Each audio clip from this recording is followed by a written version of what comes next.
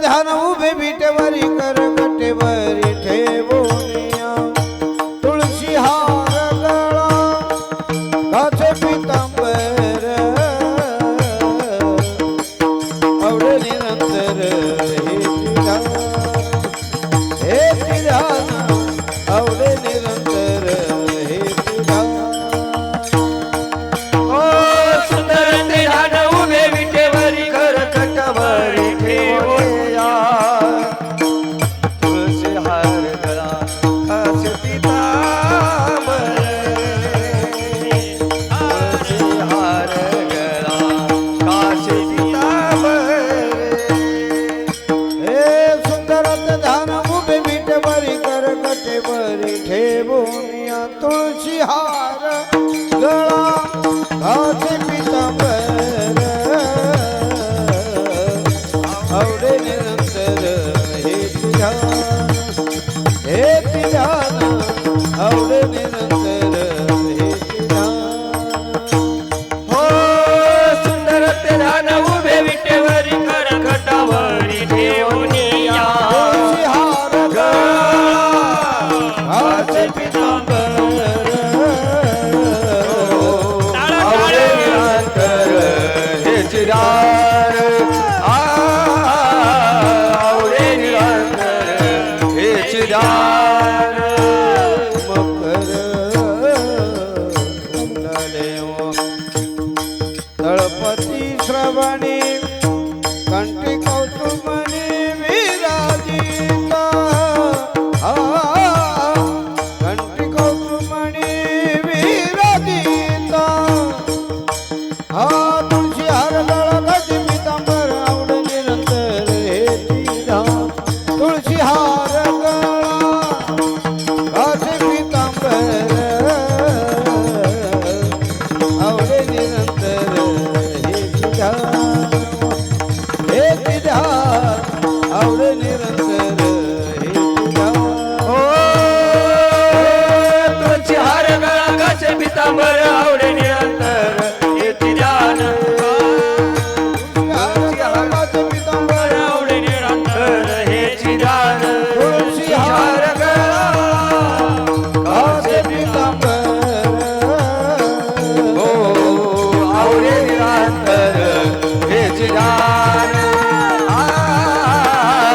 आवडे निरंतर हे ध्यान तुका म्हणे माझे हेची सर्व सुख पाहीन श्रीमुख आवडीने हा पाहीन श्रीमुख आवडीने तुळशी हार गळा काचे पितांबर आवडे निरंतर हेची ध्यान तुळशी हार गळा काचे पितांबर आवडे निरंतर हेची ध्यान आवडे निरंतर हेची ध्यान हो तुळशी हार गळा काचे पितांबर आवडे निरंतर हे ध्यान तुळशी हार गळा काचे पितांबर आवडे निरंतर हे ध्यान हो आवडे निरंतर हे ध्यान विडोबार कुमाई हे जे विठोबा रखुमाई विडोबा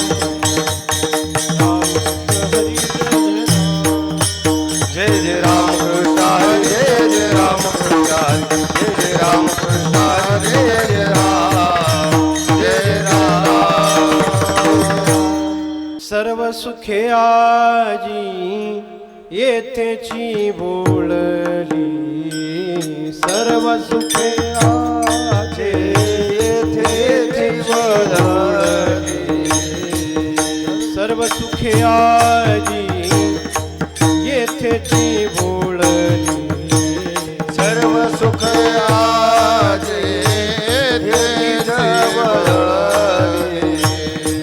संतांची देखिली चरणा भोजे, संतांची देखिली चरणा भोजे, संतांची देखिली चरणा भोजे, संतांची देखिली चरणा भोजे. सर्व सुखे आजी येथेची बोलली, सर्व सुखे आजे येथेची बोलली. सर्व सुखे आजी येथेची बोलली, सर्व सुख आजे येथेची बोलली. संतांची देखिली चरणा भोजे, संतांची देखिली चरणा भोजे, संतांची देखिली चरणा भोजे, संतांची देखिली चरणा भोजे. सर्व काळ होतो आठवीत मानी, सर्व काळ होतो आठवीत मानी. सर्व काळ होतो आठवीत मानी, सर्व काळ होतो आठवीत मानी. विठ्ठल ते धनी येणे काळे, विठ्ठल ते धनी येणे काळे, विठ्ठल विठ्ठल धानी येणे काय, विठ्ठल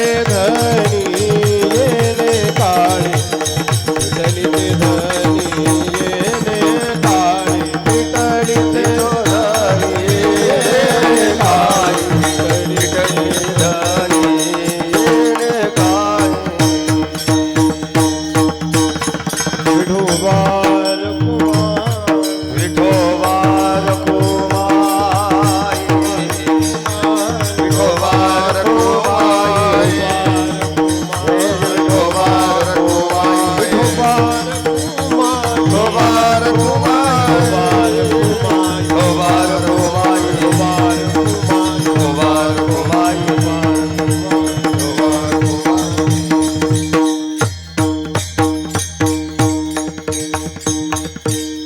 सर्व जोगे आजी येथे जेवळली सर्व जोगे आजी येथे सर्व सुख आजी इथेच बोला सर्व सुख आजी इथेच बोला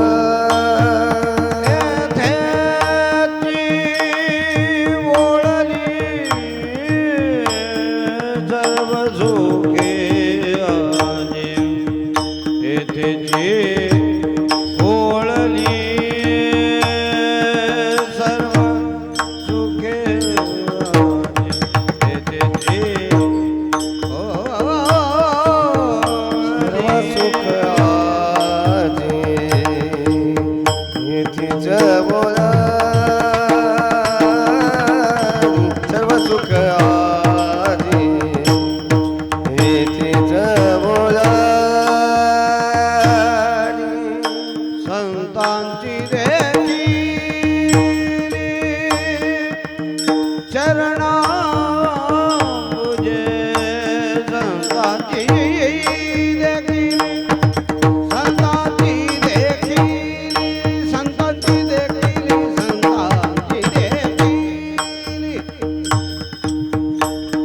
चरणा पूजे सर्व आठवेत मनी सर्व काळ होतो आठवेत मनी संतती देखील चरणा भोजे संताची देखील चरणा भोजे सर्व काल होतो आठवेत माने सर्व काळ होतो आठवीत माने विठलिते धानी हेने काळे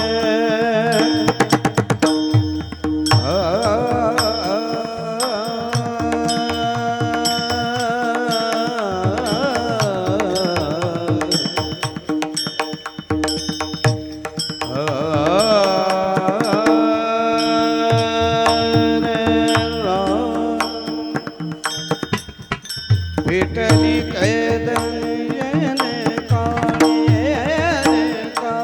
भेटली कैदनी विठली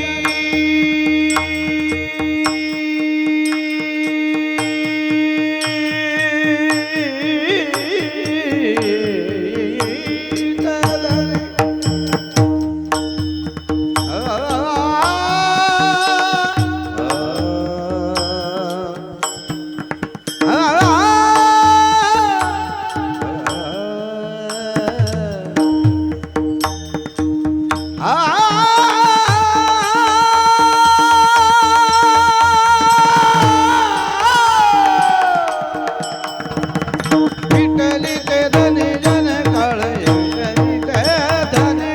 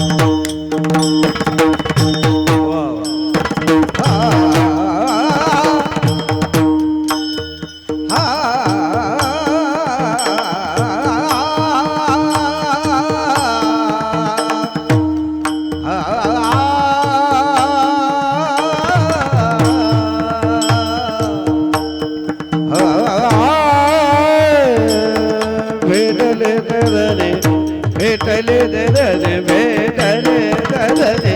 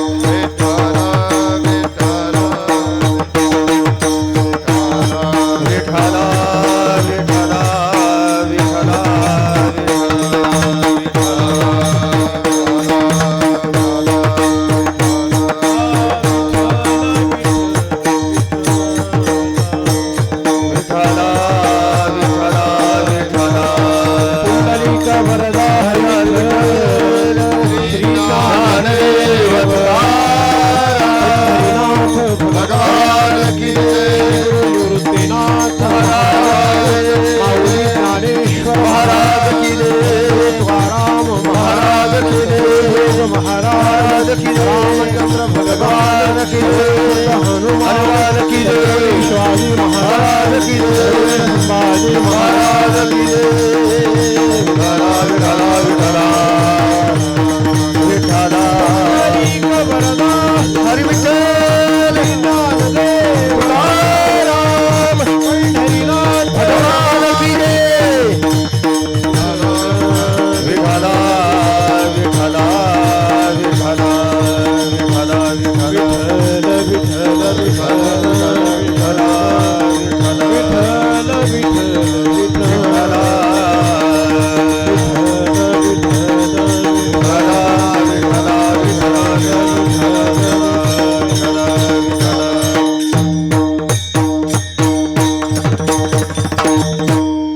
सर्व सुखे आजी येथेची बोळली संतांची देखिली चरणांबुदे सर्व काळ होतो आठवीत मनी भेटली ते धनी येणे काळे सर्व काळ होतो आठवीत मनी फिटली ते धनी येणे काळे तुका म्हणे वाचा राहिली कुंठीत पुढे झाले चित्त समाधान तुका म्हणे वाचा राहिली कुंठीत पुढे झाले चित्त समाधान सर्व काळ होतो आठवीत मनी भेटली ते धनी येणे काळे पांडुरंगा करू प्रथम नमन पांडुरंगा करू प्रथम नमन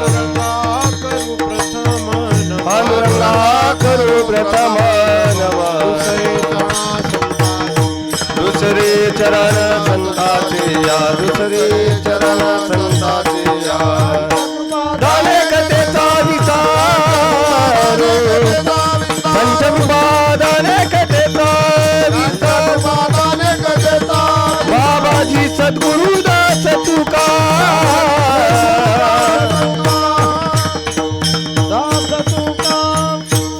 गदा शंख चक्रादि भीर्भावितांगम चिदानंद संलक्ष्यनाट्य स्वरूपम यमादेष्ट भेदांग योग प्रवीणम समाधिस्थ मूर्तिम भजे ज्ञानदेवम कृपाळोदार माझा ज्ञानेश्वर तया नमस्कार वारंवार न पाह्याती कुळाचा विचार भक्त करुणाकर ज्ञानाबाई जया पूजिले आदरे पांडुरंगे विमानस्थ केले प्रयाण प्रसंगे तनुमानवी दिव्य रूपीच केले न त्यागीत ये दिव्य लोकासी नेली निवृत्तीनाथांचे चरणी शरण एका जनार्दनी शरण एका जनार्दनी शरण एका जनार्दनी निवृत्तीनाथांचे चरणी शरण एका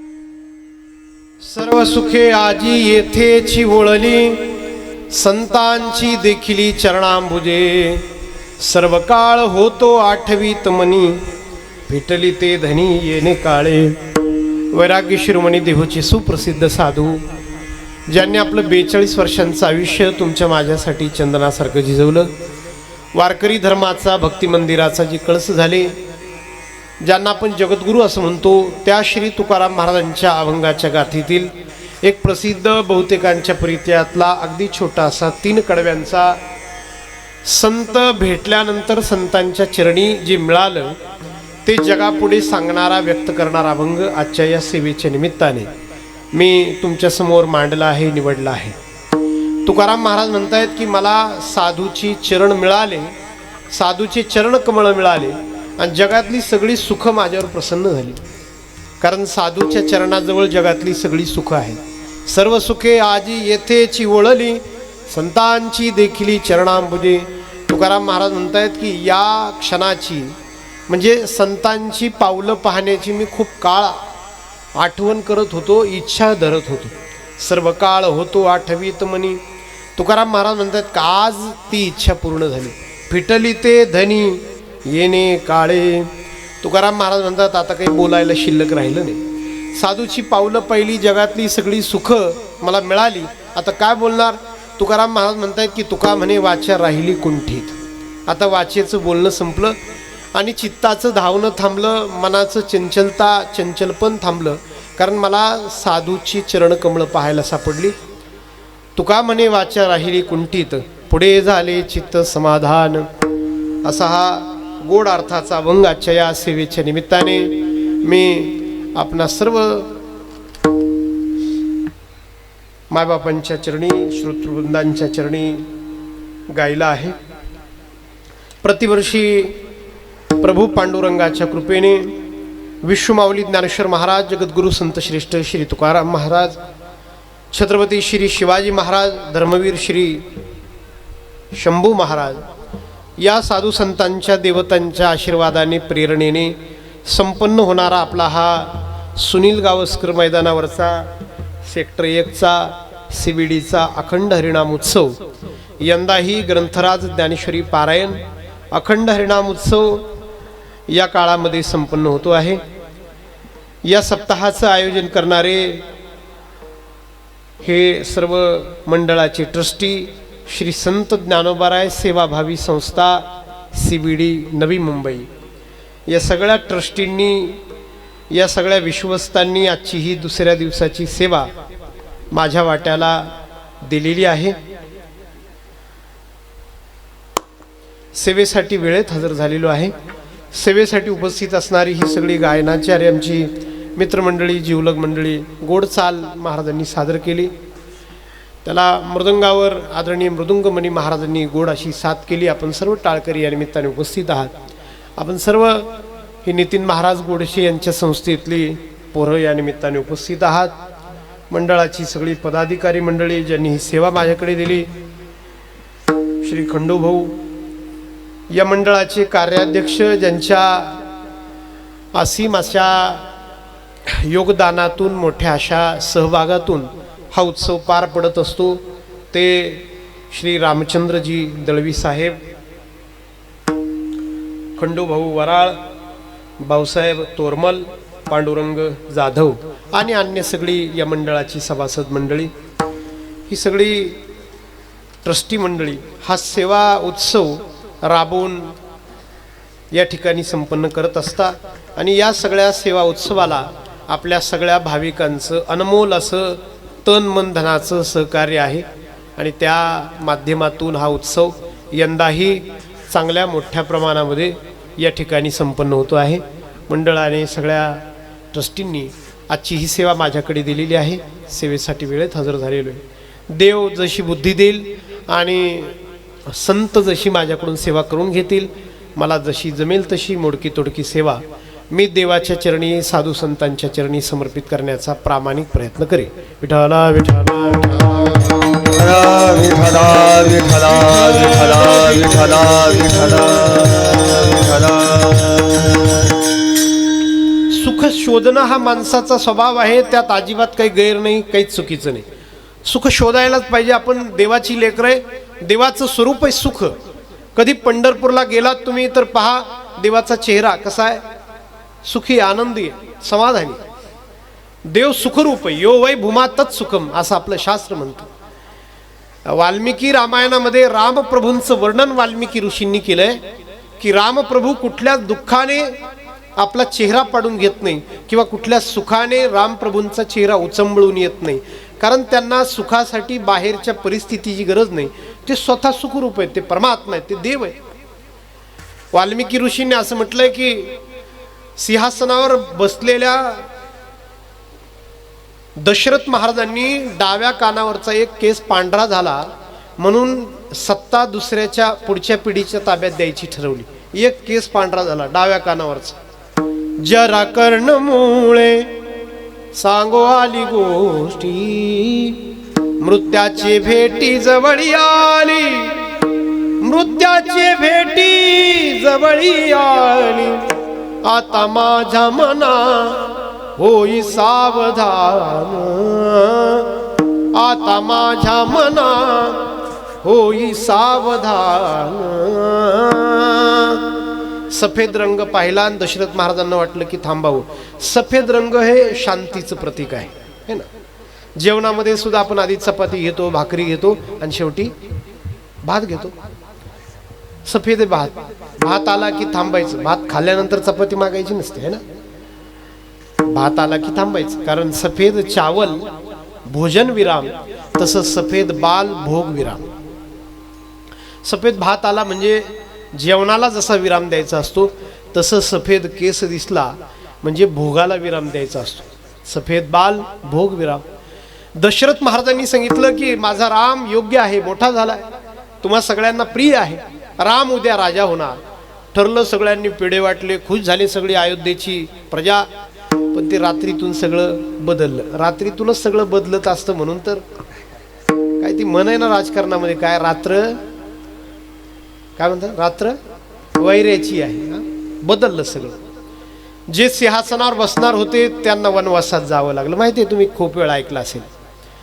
रामप्रभू वनवासाला निघाले, पण काय झालं, त्या रामायणाचे लेखक जे आहेत वाल्मिकी ऋषी, त्यांनी दोन्ही चेहरे टिपले रामप्रभूंचे. कोणता चेहरा टिपला की ज्या क्षणी घोषित झालं राम राजा होणार तो चेहराही टिपला, आणि ज्या क्षणी कळालं राम वनवासात जाणार तोही चेहरा टिपला. वाल्मिकी ऋषी म्हणतायत की माझ्या रामाचा तो चेहरा जेव्हा कळालं की मी राजा होणार आहे तोही चेहरा शांतच होता, आणि जेव्हा कळालं की मी वनवासात निघणार आहे तोही चेहरा शांतच होता.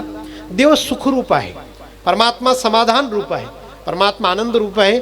आपण म्हणतो की सर्व सुखाचे आगर बाप रखुमा देवीवर. मग आपण जर परमात्म्याची लेकरं आहे, आपण जर देवाची मुलं आहोत, तर आपण सुद्धा वारसा हक्काने त्याचं सुख भोगायला पाहिजे. आपणही सुखी असायला पाहिजे. बाप श्रीमंत मुलगा करंटा, असं कसं काय. श्रीमंताच्या पोटी जन्माला आलेलं लेकरू जसं श्रीमंत असावं, तसं आपण आनंदरूप सुखरूप समाधान रूप परमात्म्याची लेकरं आहोत, तर आपणही सुखरूप असायला पाहिजे. पण होत का नाही, मोठा आश्चर्य महाराज आहे की नाही. म्हणजे आपण लेकरं कोणाची, देवाची, आणि तो सुखरूप आहे ना आपण कसं राहावं, दुःखरूप. का बरं, कशासाठी नाही, प्रयत्न करायला पाहिजे, त्याच्याकडे गेलं पाहिजे, त्याला भेटलं पाहिजे, त्याच्यासारखं सुखी आपण सुद्धा झालं पाहिजे, त्याच्यासारखं आनंदी आपण सुद्धा झालं पाहिजे. सुखासाठी आपण सुद्धा तळमळ केली पाहिजे. सुखासाठी तळमळ करणं बिलकुल गैर नाही, कारण सुख हा माणसाचा जन्मसिद्ध अधिकार आहे. रामकृष्ण परमहंस विवेकानंदांचे गुरु होते, ते असं म्हटले की जमिनीत टाकलेलं बी जेव्हा अंकुर त्याच्यातून उगवतो, तर तो अंकुर 10 दिशा आहेत, 4 उपदिशा आहेत, 4 मुख्य दिशा आहेत. एक खालची दिशा आहे, अध म्हणतात त्याला, एक वरची दिशा आहे, ऊर्ध्व म्हणतात त्याला. पण तो जमिनीचं पोट फाडून बाहेर आलेला तो पिकाचा अंकुर 9 दिशांना धावत नाही. तो पूर्वेला जात नाही, तो पश्चिमेला जात नाही, तो उत्तरेला नाही, तो दक्षिणेला जात नाही, तो खाली जात नाही, तो वायव्येला नाही, ईशान्येला नाही, आग्नेयेला नाही, तो नैऋत्येला जात नाही. तो जातो पोट फाडून पीक बाहेर आलेलं कुठल्या दिशेला जातं, ऊर्ध्व दिशेला जातं, वरच्या दिशेला जातं. का जातं, रामकृष्ण परमहंसांनी उत्तर दिलंय की त्याला सुद्धा अशी इच्छा आहे की ज्याने मला निर्माण केलं त्या परमात्म्याची मला भेट घ्यायची. ते प्रयत्न करतो, वरती जातो देवाकडे पोहोचण्याची. ते सुद्धा देवाचा पाठलाग करतो महाराज, की ज्याने मला जन्म दिलाय तो कसा आहे हे पाहण्याची इच्छा आहे. ते एवढंसं जमिनीत टाकलेलं बी ते सुद्धा जमिनीचं पोट फाडून बाहेर येतं आणि देवाकडे, ईश्वराकडे, परमात्म्याकडे, भगवंताकडे धावतं. तर आपण का धावू नये, आपण धावलंच पाहिजे, आपण गेलंच पाहिजे, आपण सुखासाठी प्रयत्न केलाच पाहिजे. मनुष्याने सुखासाठी प्रयत्न करणं गैर नाही, चूक नाही. फक्त काय माणसाकडून एक चूक झाली, जिथं प्रयत्न करायला पाहिजे तिथं माणसाने प्रयत्न केले नाही. जिथं मिळण्याची शक्यता आहे तिथं मनुष्य अजिबात प्रयत्न करत नाही, है की नाही. आणि जिथं अजिबात मिळण्याची शक्यता नाही तिथं रात्रंदिवस मनुष्य सुखासाठी प्रयत्न करतोय. सोप्या भाषेत सांगतो, प्रपंचामध्ये सुख मिळण्याची सुतनाम शक्यता नाही, संसारामध्ये मनुष्य प्रयत्न करतोय तिथे सुख मिळण्याची शक्यता आहे. अध्यात्माच्या मध्ये, परमार्थामध्ये मनुष्य तिथं प्रयत्न करत नाही. एक सांगू का, प्रपंच माणसाने नेटका करावा, छान करावा, देखणा करावा, मोजून मापून तोलून चांगला करावा, पण त्याच्या सुखाची अपेक्षा करू नये. प्रपंच हा समाधानाने करायचा असतो. परत एकदा सांगतोय का, प्रपंच देखणा करावा, चांगला करावा, उत्कृष्ट करावा, त्याच्यासाठी मनुष्य प्राणपणाला लावतोच ना. सायासे करीशी प्रपंच दिननिशी. सायासाने मनुष्य प्रपंच रात्रंदिवस करतो, करावा सुद्धा, प्रश्न तो काही नाही. फक्त त्याच्यामध्ये सुखाची अपेक्षा मात्र करणं गैर आहे. फार तर फार तो समाधानाने करता येतो, म्हणजे आहे त्याच्यामध्ये समाधान, असा तो करता येतो, त्यालाच संसार म्हणतात, त्याला तर प्रपंच म्हणतात. आणि जिथे सुख मिळू शकतं त्याला अध्यात्म म्हणतात. तिथंच गेलं पाहिजे आणि तिथे सुखासाठी प्रयत्न केले पाहिजे. माणसाचं काय झालंय, जिथं ते जुने कीर्तनकार एक गोष्ट सांगायची, तुम्ही खूप वेळा ऐकले असेल तरी पण मला असं वाटतं या क्षणी मला ती माझ्या विषयासाठी महत्त्वाची वाटते. काय झालं की त्या नगरपालिकेच्या, महानगरपालिकेच्या, म्युन्सिपाल्टीच्या दिव्याखाली ती म्हातारी काहीतरी शोधत होती, काहीतरी सापडत होती. तो माणूस आला, त्याने विचारलं आजीबाई काय शोधतात, तर तिने सांगितलं सुई शोधते पोरा. त्याने सांगितलं मी शोधू लागू का, मी मदत करू लागू. त्याला काय निवडणुकीला वगैरे उभं राहायचं असेल समजा, आहे की नाही. तर आजीने सांगितलं शोध. त्यालाही आजीला कळाले की परत हा काही सापडणार नाही आपल्याला 5 वर्ष, प्लीज शोध. तो कार्यकर्ता शोधू लागला सुई आजीला. 1 तासभर त्या आजीने पण त्या कार्यकर्त्याने त्या दिव्याखाली सुई शोधली, काही सापडली नाही. तर त्या कार्यकर्त्याने विचारलं होतं आजीबाई सुई हरवली कुठं, तर आजीने सांगितलं होतं ती तशी घरात हरवली. कमाल आहे म्हटलं, घरात हरवली, मी इकडं का शोधता. म्हटले घरात अंधार आहे, इथं उजेड आहे म्हणून इथं शोधते, घरात अंधार. खूप वेळा तुम्ही हा दृष्टांत ऐकला असेल, पण फार चपखल आहे, आपल्या जगण्याला, आपल्या वागण्याला सुसंगत आहे. अध्यात्मामध्ये सुख मिळण्याची शक्यता आहे, आपण तिथं शोधत नाही. प्रपंचामध्ये सुख मिळण्याची शक्यता नाही, आपण तिथं शोधल्याशिवाय राहत नाही. तुकाराम महाराजांकडे जाऊयात, त्यांना विचारूयात, महाराज इतकी वर्ष जगलो आम्ही, 40 वर्षाचा आहे मी, 50 वर्षांचा आहे मी, 55 वर्षांचा आहे, 60चा आहे, 65चा आहे, 70चा आहे, 75चा आहे महाराज, पण सुख काही मिळालं नाही. सांगता का जरा पत्ता, कुठं मिळेल तुम्हाला, कुठं बरं मिळालं. भाग्यवान आहे आपण यासाठी की संतांच्या नंतर महाराष्ट्रात जन्माला आलो. कसल्याही प्रश्नाला उत्तरं देणारी संत आणि त्यांचे ग्रंथ आपल्यासाठी हजर आहेत. मी कधी कधी असा विचार करतो, ज्ञानेश्वरी जर उघडली तर साक्षात ज्ञानराज माऊली आपल्याशी बोलतात. या पलीकडे काय पाहिजे हो. ते तासन तास कट्ट्यावर माणसं गप्पा मारत बसतात, हा असा तो तसा, ते काय म्हणजे पार ते कट्टा राजू, त्याच्यावर तासन तास ते माणसं गप्पा मारत बसतात, हा असा तो तसा तो तसा. 2 तास होतात आणि मग माणसं होतात जाऊ द्या आपल्याला काय करायचं. म्हटलं 2 तास काय चाललं होतं काय माहिती, का अभंगात प्रवेश चालला होता, का प्रस्तावना चालली होती. महाराष्ट्रीयन मनुष्याला इतका वेळ व्यर्थ गोष्टींमध्ये घालवण्याची परवानगी नाही माझ्या मते. ते यासाठी की घरात ज्ञानेश्वरी आहे, गाथा आहे, तो वेळ सत्कारणी लावायचं सोडून इतक्या व्यर्थ गोष्टींमध्ये मनुष्य वेळ घालूच कस काय शकतो. ग्रंथ आपण वाचले पाहिजे, साधूशी संवाद केला पाहिजे, आपले प्रश्न त्यांच्याकडे नेले पाहिजे. ग्रंथ आहेत ना घरात, संत आहेत ना महाराष्ट्रामध्ये. विनोबा भावे इथं कोकणातले होते, तळ कोकणात. तर ते विनोबा भावे पहिल्यांदा पंढरपूरला गेले, पांडुरंगाच्या चरणी डोकं टेकवलं तर रडायला लागले, ढसा रडले विनोबा भावे. त्यांना कुणीतरी विचारलं होतं विनोबा का रडता, देवाचं दर्शन झालं, रडायचं काय त्यात. तर विनोबांनी सांगितलं होतं यासाठी मला रडू आलं की किती भाग्यवान आहे मी, जिथं तुकाराम महाराजांनी डोकं टेकवलं तिथंच मी पण डोकं टेकवलं. काय नजर असेल महाराज, आहे की नाही, काय श्रीमंत डोळे असतील. आपण जर पंढरपूरहून आलो ना, आपल्याला जर विचारलं ना माणसाने कसं काय झालं पंढरपूर, माझं लय खराब रस्ता हो, रस्ता आणि रूम चांगल्या नाही पंढरपूरचे, आणि जेवण तर अजिबात खराब भेट. म्हणजे का फक्त जेवायला जातात माणसं पंढरपूरला, हॉटेलिंग करायला, का काय काय माहिती. काय श्रीमंत डोळे असले पाहिजे, काय दृष्टी असली पाहिजे. त्यांना काहीच अव्यवस्था नाही दिसली, त्यांना एकच दिसलं जिथं माऊलींनी डोकं टेकवलं तिथं मी डोकं टेकवलं. म्हणून भाग्यवान आहे आपण महाराज, खरंच भाग्यवान. ग्रंथ आहेत आपल्याकडे, वाचावे ना, माऊलींशी बोलावं, तुकाराम महाराजांशी बोलावं. मला एकाने सांगितलं तर महाराज माझ्याकडे ज्ञानेश्वरी आहे, वडिलांनी आणली आळंदीहून, पण महाराज मी काही वाचत नाही. तर मी त्याला म्हटलं होतं बरोबर आहे, तू काय आता वाचत नाही, पण तुला जर वाचायचं असेल ना मित्रा, तर तुला वाचावं लागेल. तर वाचण्याची शक्यता आहे. वाचावी ज्ञानेश्वरी, वाचावी ज्ञानेश्वरी, वाचावी ज्ञानेश्वरी, वाचावी ज्ञानेश्वरी. डोळा पहावी, डोळा पहावी पंढरी, ज्ञान होय ज्ञान होय आज्ञानासी. डोळा डोळा पहावी पंढरी, ज्ञान होय हे वाचावी ज्ञानेश्वरी, डोळा पाहावी पंढरी, डोळा पाहावी पंढरी, पाहावी पंढरी. हे वाचावी ज्ञानेश्वरी, डोळा पहावी पंढरी, हो डोळा पहावी पंढरी, डोळा पहावी पंढरी.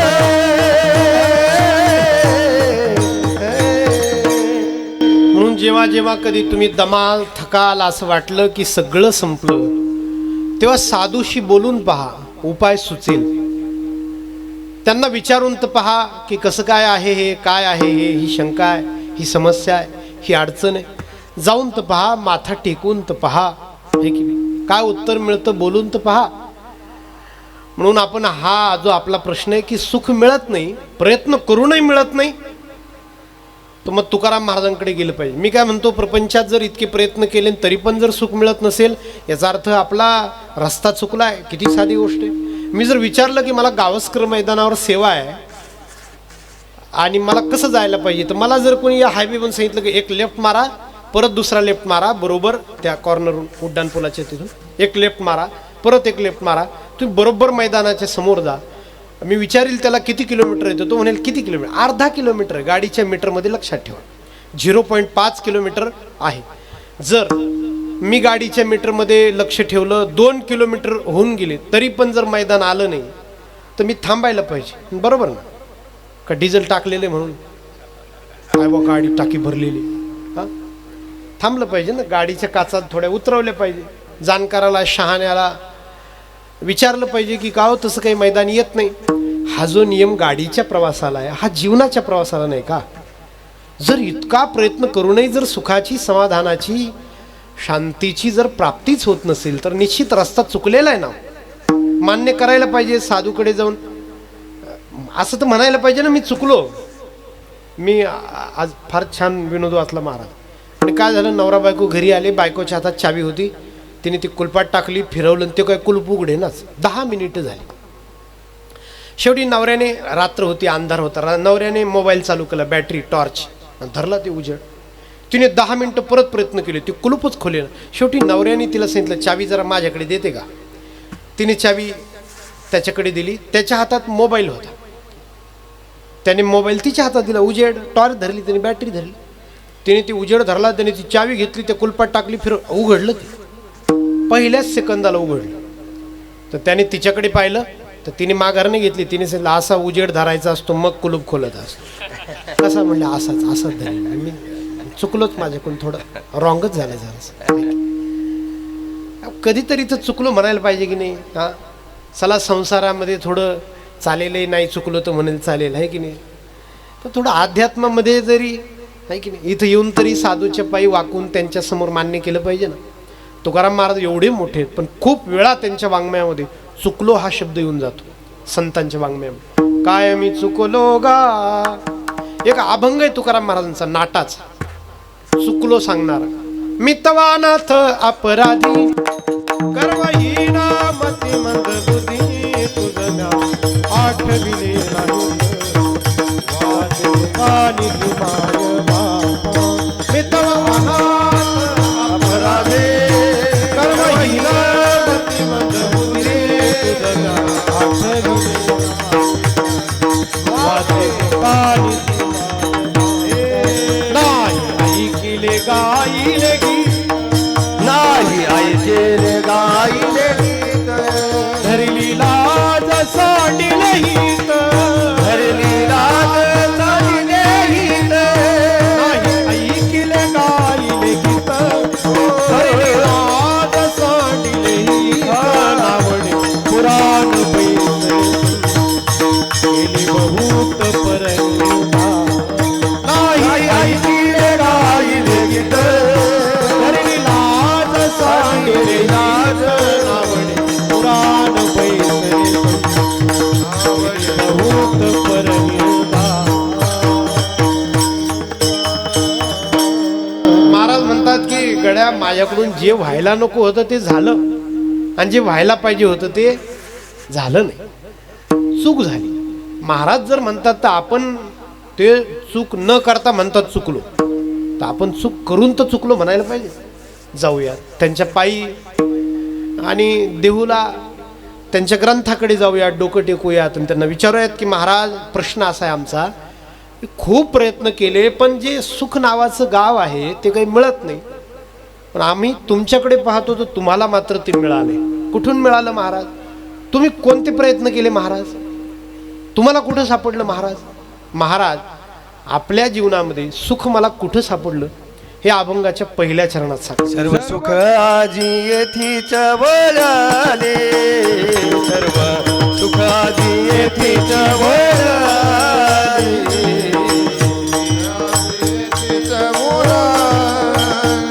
सर्व सुख आजी येथीच वळाले सर्व सुख आजी येथीच वळाले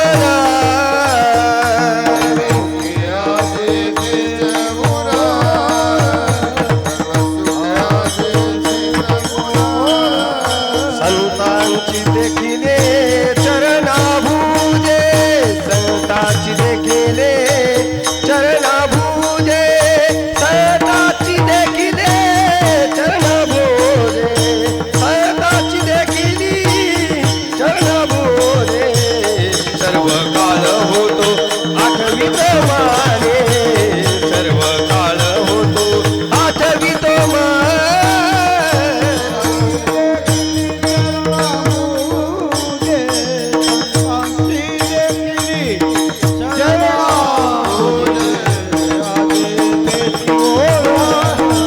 सर्व काळ होतो आठवीत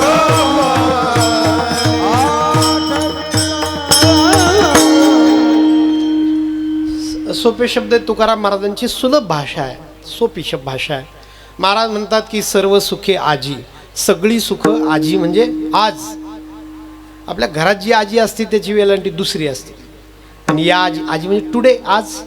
आज मला सगळी सुख मिळाली. कुठं मिळाली? संतांच्या पायी.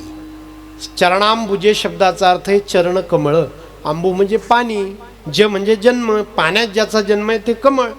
संतांच्या चरणाला कमळाची उपमा दिली तुकाराम महाराजांनी. म्हणतात की संतांची चरण कमळ पाहिली आणि जगातली सगळी सुख मला मिळाली.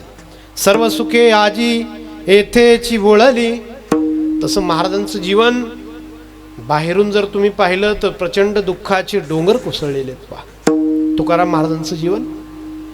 तुकाराम महाराजांचा जन्म वसंत पंचमीला झालेला आहे. आता 23 तारीख गेली तेव्हा वसंत पंचमी होती. वसंत ऋतूचं आगमन ज्या दिवशी होतं त्याच दिवशी तुकाराम म्हणजे असं म्हणा की वसंत ज्या दिवशी येतो त्याच दिवशी संत येतो. वसंत आहे की नाही? तुकाराम महाराज आणि वसंत सोबत येतात. दोघांचं काम पण एकच आहे. वसंत आला म्हणजे सृष्टी फुलते आणि तुकाराम महाराज आले म्हणजे संस्कृती फुलत असते, संस्कार फुलत असतात. महाराजांचा अवतार झाला, जन्म झाला आपल्या भाषेत म्हणा कळण्यासाठी.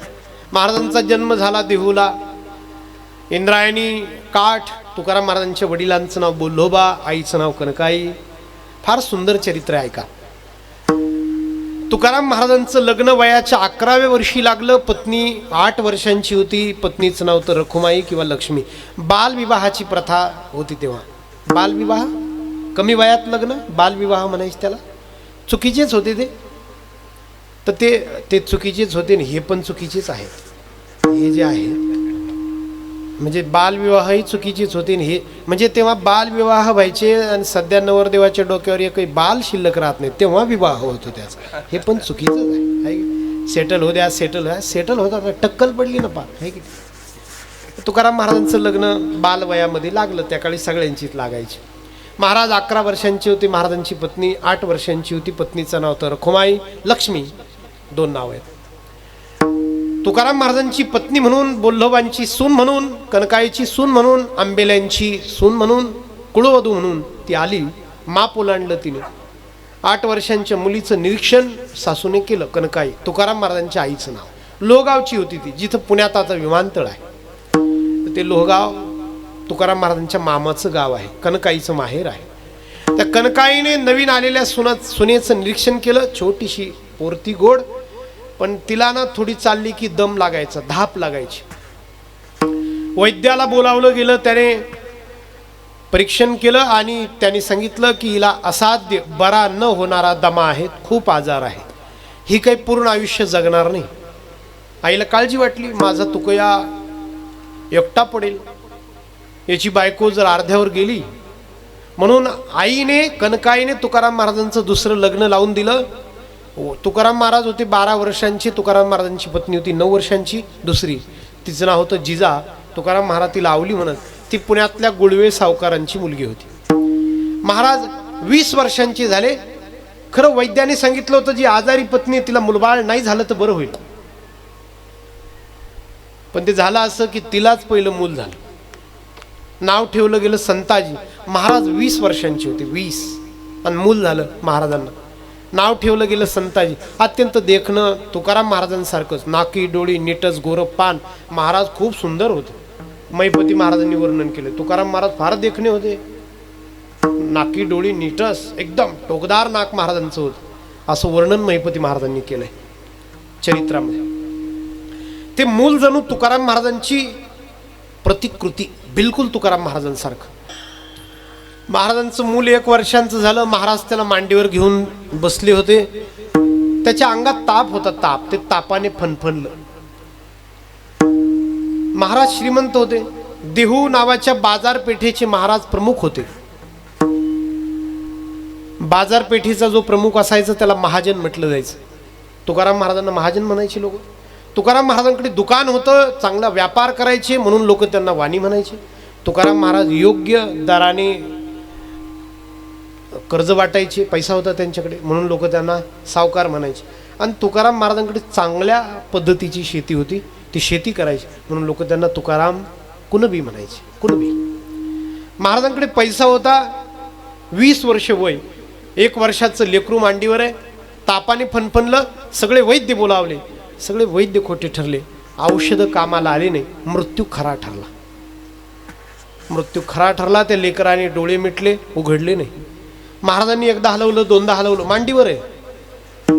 आणि स्वतःच्या आईला महाराजांनी आवाज दिला की आई बघ तुझा नातू डोळे उघडत नाही. अनुभवी डोळे होते ते. तिने येऊन पाहिलं आणि तिने सांगितलं तुकया अंत्यसंस्काराची तयारी कर. महाराजांनी सांगितलं आई बघ तर खरी, एकदा आवाज तर देऊन पहा. जवळ आली. कनकाईने पाहिलं पण तिची भीती खरी ठरली. कनकाईचा नातू तुकाराम महाराजांचा मोठा मुलगा संताजी काळाने स्वतःकडे घेतला होता. मृत्यू कोणाचा सख्खा नाही महाराज, फार कठीण आहे नाही का. मी एक वाक्य वाचलं काल, मृत्यू कोणतीच उपाय योजना चालू देत नाही. कसं आहे, आपण खिशामध्ये रुमाल ठेवतो, शिंक आली की रुमाल काढू, पण ती अशी सटकन निघून जाते की रुमाल काढण्याची संधीच देत नाही. थोडा मृत्यू तसाच आहे ना. महाराष्ट्राचे उपमुख्यमंत्री अजितदादा गेले. फार चांगला माणूस गेला. प्रशासनावर पकड होती, कामाचं तडफ होती, धडाडी होती, खूप चांगला माणूस होता. पण मी असा विचार केला की बारामतीला गेली, सगळ्यात जास्त कार्यकर्ते त्यांची त्या भागामध्ये. त्यांच्या संकल्पनेतून झालेलं ते विमानतळ. त्यांनी ज्या मुलांना शिष्यवृत्ती स्कॉलरशिप देऊन शिकायला पाठवलं, तीच मुलं इंजिनियर होऊन आली, शिकून आली. त्यांना सांगितलं आपल्याला विमानतळ. दादांनीच पाठवलेली पोरं, त्यांनीच बांधलेलं विमानतळ. दादांची सगळ्यात जास्त कार्यकर्ते. पण नाही ना, मृत्यूने 5 मिनिटाची सुद्धा संधी दिली नाही. मृत्यू कोणाचा सख्खा नाही महाराज, कोणाचा सख्खा नाही. कबीर महाराजांचा अभंग, मत करना अभिमान रे बंदे, मत करना अभिमान। तेरे जैसे लाखों आए, लाखों इस मिट्टी ने खाए, मत करना अभिमान रे बंदे, मत करना अभिमान। 1630 साली तुकाराम महाराजांचं लेकरू गेलं, ज्या वर्षी छत्रपतींचा जन्म आहे 1630, 19 फेब्रुवारी 1630 छत्रपतींची जयंती आहे शिवाजी महाराजांची। त्याच वर्षी तुकाराम महाराजांचं मूल गेलं। दुर्गादेवी नावाचा प्रचंड दुष्काळ पडला, इतिहासाने त्याला दुर्गादेवीचा दुष्काळ म्हटला। फार वाईट वाटलं महाराजांना। 2च महिन्याने महाराजांचे वडील गेले बोल्लोबा, पौष महिन्यामध्ये 2च महिने मुलगा गेला। 2 महिन्यांनी तुकाराम महाराजांचे वडील गेले बोल्लोबा। एक म्हण वाचली मी, आम्ही तिकडं त्या याला गेलो होतो मिठाचं वाळवंट कच्छला, आणि एक म्हण वाचली माझ्या लक्षात राहिली, भाई गया तो बलघटा। तुमचा भाऊ गेला म्हणजे अर्धी ताकद गेली। बाप गया तो छत्र, बाप गेला म्हणजे छत्र गेलं। जिस दिन गई मावडी, मावडी म्हणजे आई, जिस दिन गई मावडी सारा जग सुना कर गई। भाऊ गेला तर अर्धी ताकद जाते, बाप गेला म्हणजे छत्र जातं, ऊन वारा डायरेक्ट कोसळणार, तुम्ही झेलायचं आता काय असेल ते। वडील गेले तुकाराम महाराजांचे। महाराजांना मोठा भाऊ होता, त्याचं नाव सावजी। महाराज गेले, त्याच्या चरणावर डोकं टेकवलं आणि त्याला सांगितलं होतं की मी दुकान चालवेन दादा, मी सावकारकी करेन, मी व्यापार करेन, मी सगळं पाहिन, तू फक्त असा राहा माझ्यासोबत। कारण ते सावजी जी होते ना, ते विरक्त वृत्तीची होते, ते कायम नेहमी म्हणायचे की मी निघून जाईन, मी संन्याशी होईल। तुकाराम महाराज त्यांना सांगायचे की दादा तू फक्त राहा, तू फक्त सोबत राहा। आणि काय झालं, त्यानंतर 3च महिन्यांनी म्हणजे चैत्र महिन्याच्या सुरुवातीला तुकाराम महाराजांची वहिनी गेली, सावजीची पत्नी गेली। तुकाराम महाराजांना भीती वाटायला लागली, आता हा थांबणार नाही, आता याला जायला मोकळा झाला हा। महाराज रात्री 10 वेळा उठायचे आणि त्या सावजीच्या खोलीत जायचे। तो आहे अंथरुणात दिसला की बरं वाटायचं। की रात्री उठले महाराज, 3-3:30 वाजले असतील, सावजीचं अंथरुण पाहिलं, अंथरुण रिकामं दिसलं, पोटात भीतीचा गोळा उठला। महाराजांनी अख्खं घर शोधलं, अंगण शोधलं, गोठ्यात गेले, गोठा शोधला, घोड्यांची पागा शोधली, सावजी कुठंच सापडलं नाही। सकाळ झाली, महाराज घोड्यावर बसले, अख्ख्या नातेवाईकांच्या घरी जाऊन आले, मोठा भाऊ सापडला नाही। संध्याकाळ झाली, निराश होऊन महाराज पायरीवर आले स्वतःच्या घराच्या, गुडघ्यावर डोकं टेकवून खूप रडले तुकाराम महाराज। आधी मूल गेलं, नंतर वहिनी गेली, आता भाऊ गेला। आणि त्यानंतर 1च महिन्याने तुकाराम महाराजांची मोठी पत्नी, आजारी पत्नी गेली, सुस्वभावी। कधीच तुकाराम महाराजांना कायम साथ देणारी रखुमाई लक्ष्मी नावाची पत्नी त्यांची गेली। महाराजांनी लिहिले चरित्र, दुष्काळे अटीला द्रव्य नेला मान, द्रव्य नेला मान, दुष्काळे अटीला द्रव्य नेला मान, दुष्काळे अटीला द्रव्य नेला मान, दुष्काळे अटीला द्रव्य नेला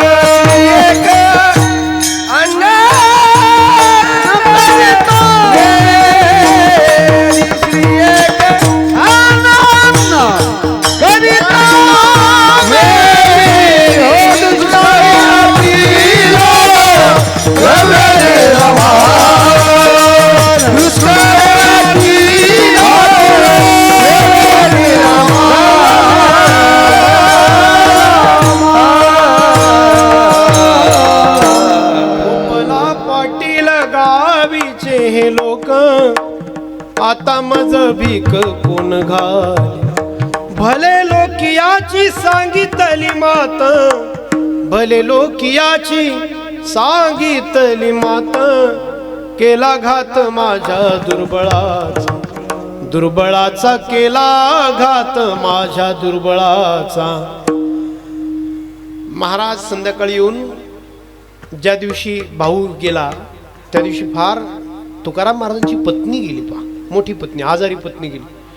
त्यानंतर तुकाराम महाराजांनी आईला सांगितलं होतं, आई तुझा आधार आहे. कनकाई तिचं नाव, कनकाई. पण त्याच वर्षाच्या शेवटच्या महिन्यामध्ये तुकाराम महाराजांची आई गेली. मोठा आधार गेला, मोठं छत्र गेलं तुकाराम महाराजांचं, खूप मोठं. म्हणजे एका वर्षाचं 8 महिन्यांमध्ये तुकाराम महाराजांची जवळची रक्ताची 5 लोक निघून गेली. 5. मी कधी कधी असा विचार करतो, एवढं दुःख येतं का आपल्या जीवनामध्ये? येतं का? नाही येत महाराज. फार लोक चेहरा बिरा सोडून देतात, मूड ऑफ. बरं, कारण फार साधी असतात. मूड ऑफ करायला कारण फार काय कारण असतात? एखाद्याला जर विचारलं एवढा चेहरा पडला तुम्ही, काय नाही कीर्तनाला गेलो आणि चप्पलच गेली कडे. नाशिकचे महाराज होते काळे महाराज, त्यांच्या कीर्तन म्हणजे काय त्यांनी नेली काय चप्पल? कमाल आहे, त्यांनी आणली होती त्यांची, नेली त्यांची. कीर्तनाला चाललो होतो महाराज, 6:45चं कीर्तन. नितीन महाराज ते गावाच्या अलीकडे वारकरी दिसला, म्हटलो 6:45 वाजले, घेऊ गाडीत. हात केला त्याने, मी घेतलं गाडीत, एकटाच होतो. एकदम उतरलेला चेहरा वाटला. म्हटलं बाबा काय झालं, काही तब्येत? म्हणे महाराज काय करता सांगायचं नाही पाहिजे. म्हटलं काय झालं काय मला सांगा. मला म्हणे महाराज मला ती गोळी सुरू झाली. कसली ती? बीपीची गोळी, ब्लड प्रेशरची गोळी सुरू झाली म्हणे. तर म्हटलं मग त्यात काय एवढं? त्यात काय एवढं महाराज, ती मरेपर्यंत घ्यायची, आता मरेपर्यंत. तर म्हटलं हरकत काय मग तुम्हाला घ्यायला? मला म्हणे महाराज नेमकं खाण्यापिण्याचं चांगलं वय, सुखाचे दिवस आले आणि ती गोळी सुरू झाली. डॉक्टरने एवढे पत्ते, हे नाही खायचं, ते नाही खायचं, ते नाही खायचं, ते नाही खायचं, ते नाही खायचं. तर म्हटलं तरी पण तुम्ही देवाला रोज धन्यवाद मानत जा. ते मला म्हणे देवाला धन्यवाद? म्हटलं रोज देवाला थँक्यू म्हणत जा. मला म्हणे महाराज मी तुम्हाला खरं सांगतो, मी तर माळबिळ काढण्याच्या तयारीत आहे डायरेक्ट. उगी लोक हसतील म्हणून ठेवली.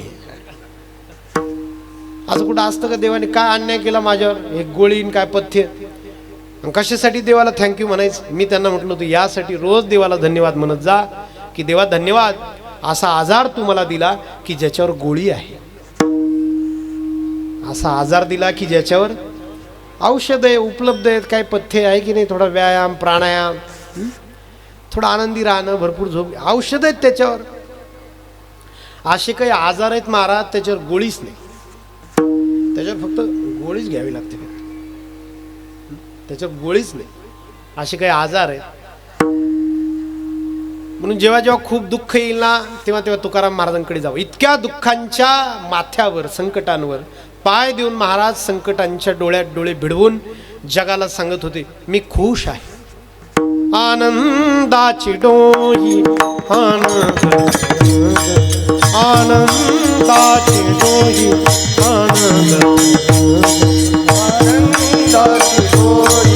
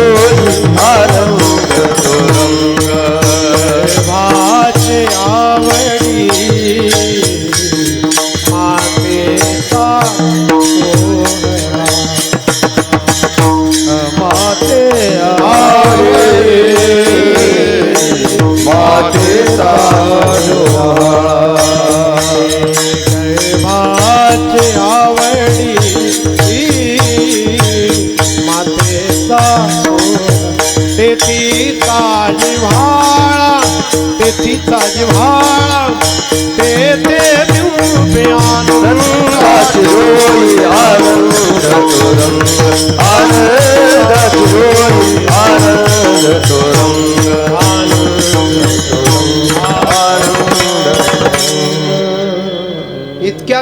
त्यानंतर महाराज म्हणतात की आनंदाची डोही आनंद तरंग, याचा अर्थ त्यांना सुखाचा साठा मिळालाय. हे की नाही? इतकी दुःख मिळून ते जर म्हणत असतील की मी सुखात आहे, याचा अर्थ त्यांना सुखाचा निधी साठा स्टॉक मिळाला आहे. कुठे मिळाला आहे विचारूयात त्यांना, बोलूयात त्यांच्याशी, संवाद करूयात. आणि मग त्यांनी आपल्याला उत्तर दिलं की मला मिळाला, पण मी प्रपंचात त्या सुखाच्या साठ्यासाठी प्रयत्न केलेच नाही.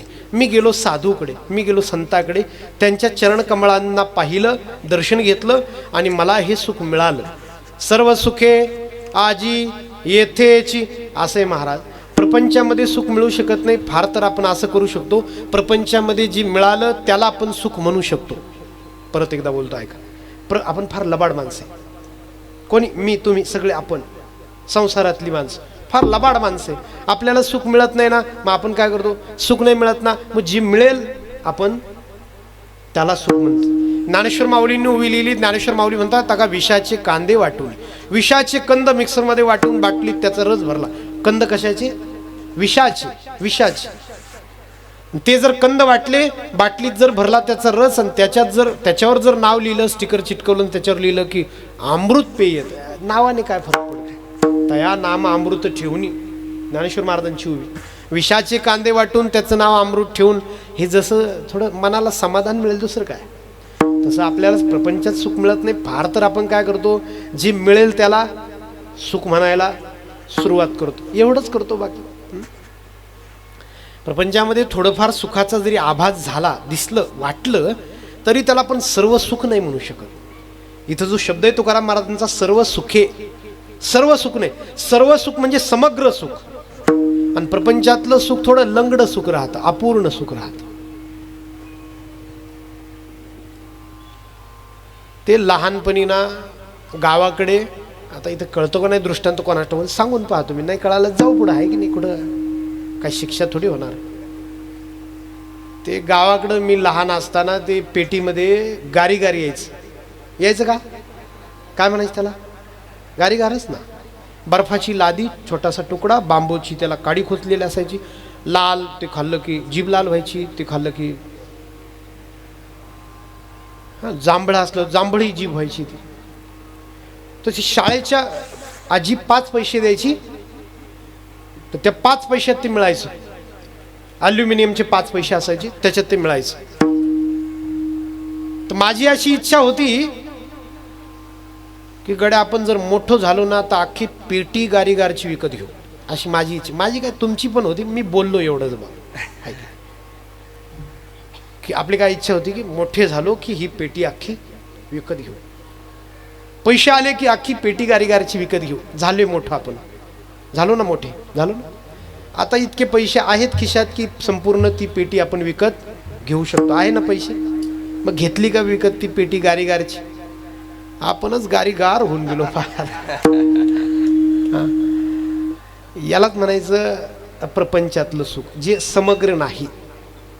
जे मिळालं तरी आळणी आळणी वाटतं, जे मिळालं तरी काहीतरी नवीन पिढीच्या भाषेत मिसिंग वाटतं. असं वाटतं की याच्यात ते नाही गड्या, जे आपण शोधत होतो, जे आपण शोधत होतो ते हे नाही. अध्यात्मातल्या सुखाला तुम्ही सर्व सुख म्हणू शकता, प्रपंचातल्या सुखाला तुम्ही सर्व सुख, हे लेबल, सर्व सुख हे देवाचं नाव आहे, देवाचं सर्व सुखाचे आगर. काल शिवरात्री होती, तुम्ही अभंग म्हटलं असेल, भस्मवटी रुंडमाळा, त्याचं शेवटचं चरण, सर्व सुखाचे आगर मने नरहरी सोनार, नरहरी सोनार, मने नरहरी सोनार. सर्व सुखाचे आगर म्हणे नरहरी सोनार, म्हणे नरहरी सोनार, म्हणे नरहरी सोनार. हे सर सुखाचे आधार म्हणे नरहरी सोनार, म्हणे नरहरी सोनार, म्हणे नरहरी सोनार.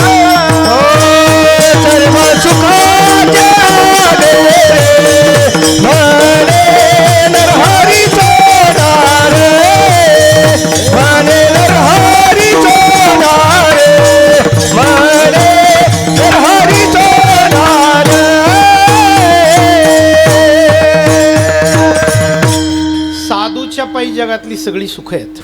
सर्व सुखे आजी साधूच्या पायी जगातली सगळी सुख आहे. म्हणून तर आपण गाद्या गिरद्या फॅन लोड AC सगळं सोडून वारीमध्ये जातो, जिथं काही व्यवस्था नसते. जर माऊलींच्या चरणी सुख नसतं तर का आपण आपला कम्फर्ट झोन म्हणतो ना तुम्ही इंग्लिशमध्ये, शहरातली लोक, आपला कम्फर्ट झोन, आपल्या सुखाच्या जागा सोडून आपण का त्यांच्या मागे पळाला असतो? याचाच अर्थ असा आहे की तिथे काहीतरी आहे.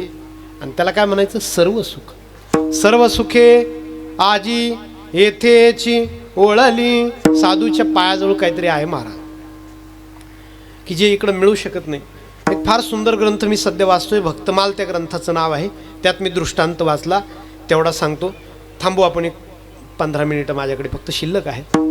एवढा दृष्टांत सांगतो, फार छान आहे. भक्तमाल नावाचा ग्रंथ आहे, उत्तरेकडचा आहे, अवधी भाषेतला ग्रंथ आहे. नाभाजी नावाचे त्याचे लेखक आहेत, नाभाजी. त्यांनी लिहिलाय, फार छान ग्रंथ आहे. त्याच्यामध्ये 400 संतांचे चरित्र आहेत.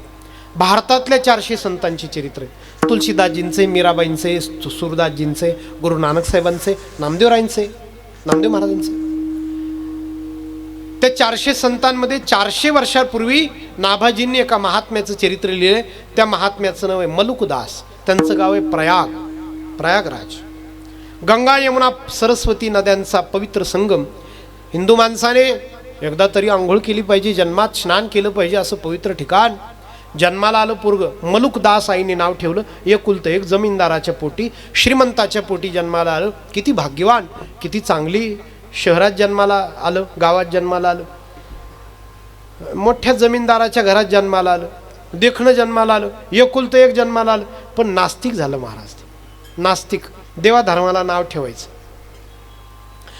आई म्हटली का गावात आमके संत आले, ते म्हणायचे संतांना काय काम आहे, ते येतच असत, मग आपण काय त्यांच्या मागे हिंडायचं.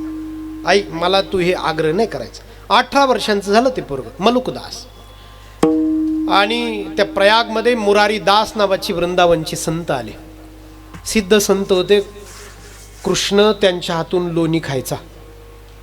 एवढे सिद्ध संत, एवढे साक्षात्कारी संत. अख्खं प्रयाग दर्शनाला जाऊन आलं त्यांच्या. हे पोरग 18 वर्षाचं पोरग गेलं नाही, मलुकदास. आई रडत होती. हे मलुक कुठं तरी बाहेर आला. आईला सांगितलं आई जेवायला वाढ. आई रडत होती. आईने स्वयंपाक केला, ती थाळी केली आणि ठेवली त्याच्या पुढे. आईच्या डोळ्यातले अश्रू पाहिले आणि त्याने विचारलं आई तू का रडते? म्हटले काय नाही. सांग ना का रडते, सांग ना काय पाहिजे तुला? म्हटले काय नाही पोरा, एवढे चांगले संत आले गावात, अख्खं गाव दर्शनाला जाऊन आलं, पण तू मात्र गेला नाहीस. म्हटले आई हे बघ, त्याची ते काय रडण्याची गोष्ट आहे का? म्हणजे मी जर गेलो दर्शनाला तर तू जर रडणं थांबेल? आईने सांगितलं मग आत्ता जाऊन येतो. ते जेवलंच नाही, अशी थाळी सरकवली, ती ताट सरकवलं, आलोच आई. कुठं थांबलेत? आईने पत्ता सांगितला, अमक्या धर्मशाळेत आहे. 400 वर्षापूर्वीची गोष्ट, सत्य घटना, ग्रंथातला दृष्टांत आहे, भक्तमाल नावाच्या ग्रंथात. ते पोरग गेलं आणि ते मुरारी दास नावाची संत प्रवचन करत होते. नेमकी 2-5 वाक्य शिल्लक होते. आता याला थांबावं लागलं पहा. याने ती वाक्य ऐकली. वाक्य अशी होती की देव विश्वंभर आहे, देव जगाचं भरण पोषण करतो. तुका म्हणे त्याचे नाव विश्वंभर, तुका म्हणे त्याचे नाव विश्वंभर. देव जगाचं भरण पोषण करतो, देव आपलं पोट भरतो. त्याने ऐकलं बरं का. ते संपलं प्रवचन. ते पोरग गेलं, पाया पडलं. आता त्याला काही इच्छा नव्हती अजिबात, पण ते लावला पायाला हात. त्याने सरळ सरळ सांगितलं, महाराज मला काही याच्यात काय म्हणतात, हां इंटरेस्ट नाही. बरोबर, मला काही याच्यात इंटरेस्ट. मी मुंबईत त्या दिवशी आलो कीर्तनाला काम करणं करलं. एक नातेवाईक पोरग मला फोन केला, गावाकडचं. मला फोन केला, महाराज किती ते किती कीर्तन आहे, मला यायचं भेटायला. मी घरीच आहे, आज काहीच काम नाही, मला यायचं भेटायला. किती वाजता कीर्तन आहे? मी म्हटलं 7 ते 9 कीर्तन. मला म्हणे मी 9 वाजून 5 मिनिटांनी येतो. म्हणलं 9 वाजून 5 मिनिटांनी काय? तिथे दिवे लावायचे, तिथे दिवस वगैरे घरीचे, रिकामाच मी. तर मला म्हणे महाराज मला ते कीर्तनात इंटरेस्ट नाही, महाराज रस नाही मला. तर त्यांनी सरळ सरळ सांगितलं, महाराज मला काही याच्यात रस नाही बरं का. पण ते आई रडत होती. मी जेवायला बसलो, मला बरं वाटेल, मी जेवलोच नाही महाराज. तुमच्या भेटीला आलो, हे पाया पडतो, निघालो महाराज. महाराज ते पटलं नाही बरं का मला. तुम्ही म्हणता की देव जीव घालतो, अहो माझी आई जीव घालते महाराज. साधूने सांगितलं नाही नाही देव जीव घालतो. अहो माझे बाबा शेतातून आणतात पिकवून, वडील म्हणून मी जेवतो महाराज. नाही नाही, तुझे बाबा नाही आणणार ना ज्या वर्षी, त्याही वर्षी तू जेवशील. ते घरी गेलं आणि सांगितलं काय महात्म्याकडे पाठवलं आई तू. ते म्हणले तू नाही बनवलं तरी मी जेवेल आणि बाबाने नाही आणलं तरी मी जेवेल. आईने सांगितलं खरं आहे, मी नाही बनवलं तरी तू जेवशील. त्याला रागच आला महाराज, ते जेवलंच नाही त्या दिवशी. त्याने सांगितलं मला जेवायचंच नाही आई, मला बाहेर काम आहे, मला निमंत्रण आहे बाहेर. ते गेला आणि स्वतःच्या शेतातल्या आंब्याच्या झाडावर जाऊन बसला. डोक्या इतकं पीक वाढलं होतं. आंब्याच्या फांदीवर जाऊन बसला आणि म्हटला देव जेवूच कसा घालतो पाहतो मी, नाही जेवायचं आज, राहतो उपवाशी मी. कसं काय देव जेव घालील मला. त्याच राज्यातला राजकुमार, त्या राजकुमाराला वनभोजन करण्याची इच्छा झाली. त्याने नोकरांना सांगितलं आम्ही 4 जण मित्र आहेत, 4 जणांचा टिफिन घ्या. सेवकांनी राजाच्या पोराचा राजकुमाराचा डबा तो, त्याच्यात मिठाया, भाज्या, चटण्या, लोणचे, चटई घेतली. 2 सेवक, 4 मित्र चांगलं झाड शोधत होते जेवायला निवांत. त्यांना तेच झाड दिसलं, सगळ्यात उंच झाड त्या परिसरातलं, आंब्याचं झाड. पिकामध्ये घोडे घातले, तिथं आले, चटई टाकली. त्यांना माहितीच नाही वरती कोणतरी बसले. चटई टाकली, भोजन मांडलं. तर या मलुकदासने वरतून पाहिलं, त्याच्या तोंडाला पाणी सुटलं. मला काय नशीब वगैरे, जेवायचंच नाही ना, आजच संधी आली नेमकी. पण त्याने तोंड फिरवलं. त्याने सांगितलं काय झालं, त्याला काय झालं. नाही म्हणजे नाहीच जेवणार. तिथून 35 दरोडेखोर चालले होते त्या शेताच्या जवळून. सोनं नाणं लुटून त्यांनाही ते सोनं नाणं आपापसात वाटायचं होतं. तर ते म्हटले आपल्याला आपापसात सारखं इमानदारीने वाटायला पाहिजे हे सोनं. तर आपल्याला इमानदारीने दरोडेखोर. तर ते म्हटले आपल्याला एक चांगली जागा पाहिजे गड्या. त्यांना तेच आंब्याचं झाड दिसलं. म्हणजे तिथं जाऊ, बाजूने पीकही दिसणार नाही. त्यांनी ते घोडे त्या पिकात घातले. त्यांच्या कमरेला तलवारी होत्या. त्या राजकुमाराच्या सेवकांनी उठून पाहिलं की सरकार 35 दरोडेखोरे, कमरेला तलवारी, आपण 6 जण आहे, आपल्याकडे सैन्य नाही, पळायला पाहिजे. ते पळून गेले 6 जण. हे 35 दरोडेखोर आले. जेवण मांडलेलं पाहिजे, सुंदर चांगलं जेवण होतं, आकर्षक पद्धत, प्रेझेंटेशन चांगलं होतं त्याचं. राजकुमाराचा डबा होता तो. तर त्यांना जेवण्याची इच्छा झाली, पण शंका आली याच्यात काही ट्रॅप तर नाही, हा काही जाळत नाही, सापळात नाही. इथं आणलं कोणी बरं जेवण असेल, बरं सोडवेना सुद्धा, कारण ते आकर्षक होतं. भुकेची वेळ होती आणि खायची हिंमत होईना. का इथं कोण आणील रानात. ते आसपास कोणी आहे का बघा रे. तर कोणतरी वरती पाहिलं तर त्याला ते 18 वर्षाचे हे मलुकदास दिसले, हे महाराज दिसले, हे नास्तिक महाराज. तर त्या दरोडेखोरांनी सांगितलं होतं, त्या प्रमुखाने सांगितलं ए खाली उतर. त्याने वरतूनच सांगितलं मी उतरन पण काही खाणार नाही. म्हटले तू उतर तर खाली, तू उतर मग पाहू आपण. मी खाणार नाही बरं, सांगतो आताच. म्हटले तू खाली ते, मी खाणार नाही, मी उतरेन पण खाणार नाही. तो म्हटले उतर तर खाली. तो उतरला आणि त्या दरोडेखोराने सांगितलं तो लाडू खाऊन दाखव. त्याने सांगितलं मी म्हटलं होतं ना मी उतरेन पण खाणार नाही, मला थोडी आज जेवायचं नाही, मला खायचं नाही. त्यांच्यात कुजबूज सुरू झाली. हा खाणार नाही म्हणतो म्हटल्यावर याने केलेला घोळ हा, यालाच खाऊ घाला. त्या टोळीच्या प्रमुखाने चाबूक घेतला, एकच मारला. श्रीमंताचं पोरग खालीच बसलं. ते दरोडेखोर त्याच्या उरावर बसला, त्याला लाडू खाऊ घातला.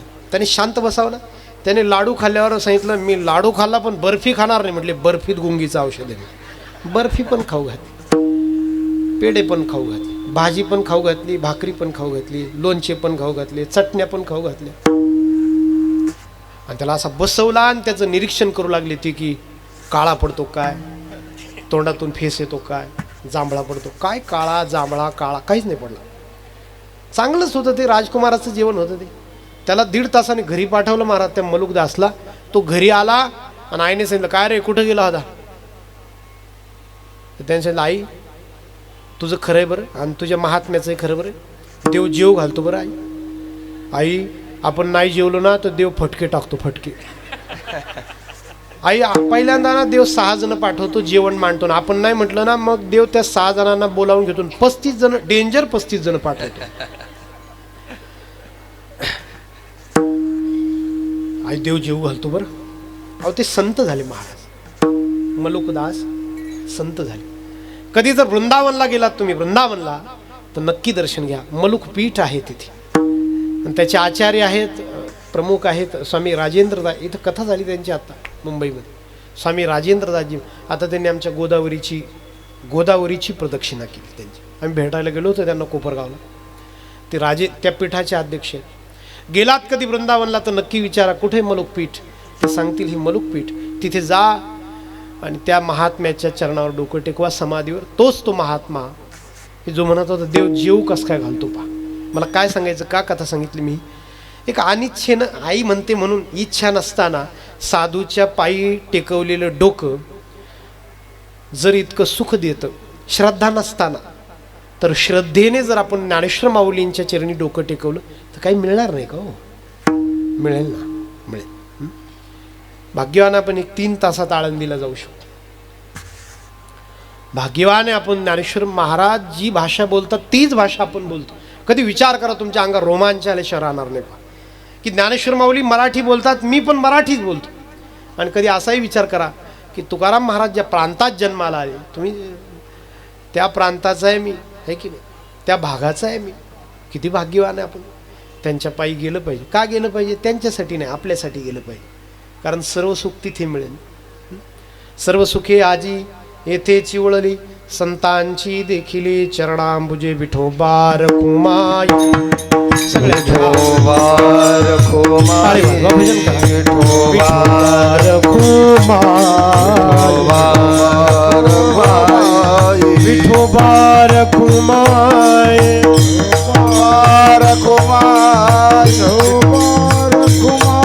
विठोबा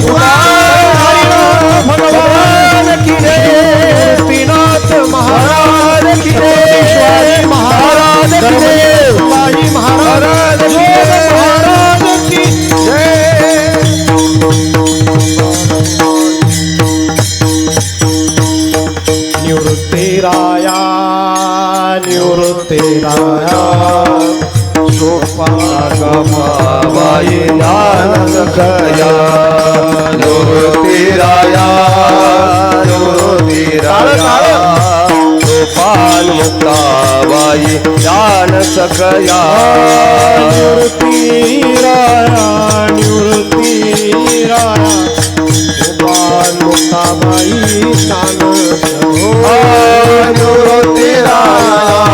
सकया, निवृत्तिराया,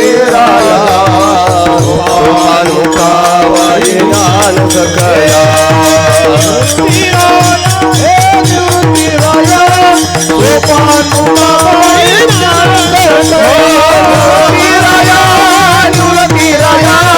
सोपान मुक्ताबाई ज्ञान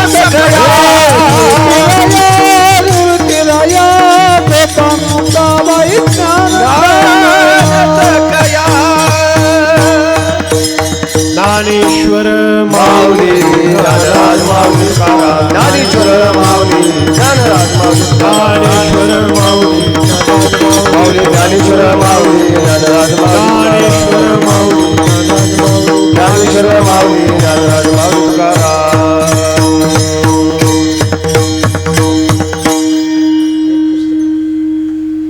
सगळी सुख साधूच्या चरणाजवळ मिळतात. सर्व सुखे आजी येथे चिवळली, कारण संतांची चरणांबुजे पाहिली. तुकाराम महाराज म्हणतात मी खूप काळ झाला हे आठवत होतो, हा प्रयत्न करत होतो की साधू कशाने भेटतात. तुकाराम महाराज एका अभंगात म्हणतात कोण पुण्य यांचं होई नसेल. कोणत्या पुण्याने साधू मिळतात काय माहिती. साधू मिळतात कशाने, या अभंगात त्याचं उत्तर आहे सर्व काळ होतो आठवीत मनी. खूप इच्छा असावी मग साधू मिळतात. खूप इच्छा असावी, खूप तगमग असावी, खूप तळमळ असावी, मग साधूची भेट होते. सर्व काळ होतो आठवीत, सर्व काळ तिची इच्छा धरावी लागते. काय असतं माहिती आहे का, खूप चांगले संकल्प करावे, आपल्या संकल्पावर हे जग काम करत राहतं. विश्व युनिवर्स चांगले संकल्प करत राहावे. माणसाचं उलट आहे, माणूस चांगला असा विचार करत नाही. एखादा गाडीवरून जर भरकन आपल्या शेजारून गेला ना, तर माणसं म्हणतात, एक दिवस पडणार आहे हा, काय गरज आहे का, की काय आवश्यकता आहे का? हा. चांगलं म्हणावं, चांगलं बोलावं, कारण आपण जे जे बोलतो का विश्व ते देत राहतो. माझं वाटोळं झालं, माझं वाटोळं झालं, कायचा तर तो मंत्रच राहतो. काय खरं नाही, काय खरं नाही, काय खरं नाही, काय खरं नाही. हा. विश्व त्याच्यावर काम करत असतं. जग जे आपण बोलतो ना तथाच तू जग म्हणत राहत. पृथ्वी माता तथाच तू म्हणत राहत. चांगले विचार करत राहावा, जग तसा आशीर्वाद देतं. कायम तुकाराम महाराज म्हणतात, मी हा विचार करत राहिलो, संत भेटावे, संत भेटावे, संत भेटावे. भेटले, मी ती इच्छा करत राहिलो. सर्व काळ होतो आठवीत म्हणे. तुकाराम महाराज म्हणतात, तुका म्हणे वाचा राहिली कुंठीत, वाचा आता बोलणं थांबली. पुढे झाले चित्त समाधान, चित्त समाधान झालं. सर्व काळ होतो आठवीत म्हणी, फिटली ते धनी येणे काळे. झालेली सेवा देवाचरणी, प्रभूचरणी, साधूंच्या संतांच्या चरणी समर्पित करताना